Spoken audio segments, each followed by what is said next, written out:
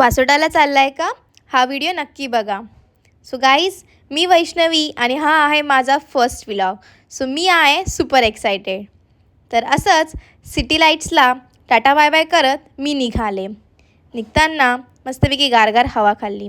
Tourist गाईडचे instruction ऐकून स्वतः जीवाची जबाबदारी घेत डिस्क्लेमर फॉर्मवर साईन केला आणि पुन्हा एकदा खिडकीत बसून साताऱ्याची थंड थंड हवा खाल्ली.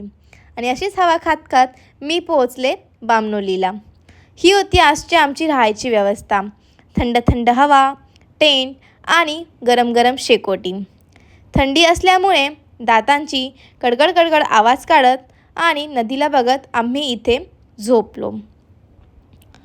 सकाळी उठून मस्तपैकी डोळ्यात काजळ आणि ओठांवर थोडीशी लिपस्टिक लावून निसर्गाचा आनंद घेऊ लागलो. हिरवगार जंगल, निखळ पाणी आणि पार्क केलेल्या सुंदर सुंदर बोट बघितल्या. बोटीचं शुल्क इथे लिहिलेले होते.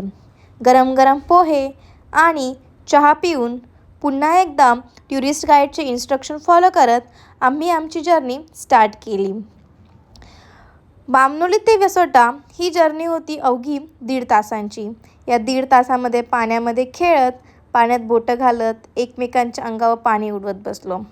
त्यानंतर खूप साऱ्या सेल्फीज आणि खूप सारे व्हिडिओ देखील सुद्धा काढले आणि एकाने आणलेल्या सेल्फी स्टिकचा योग्य वापर करत निसर्गाच्या चाहूक बाजूंची सौंदर्यता आमच्या मोबाईलमध्ये कॅप्चर केली. त्यानंतर आम्ही काकांसोबत गप्पा मारल्या. काकांनी किल्ल्याचा इतिहास सांगितला. वासोटा हा आधी तुरुंग म्हणून वापरण्यात येत होता आणि ह्या किल्ल्यावर जाण्यासाठी फक्त एकच जलमार्ग आहे आणि चारी बाजू त्याच्या जंगलांनी व्यापलेला आहे. असे गप्पा मारत आम्ही पोहोचलो.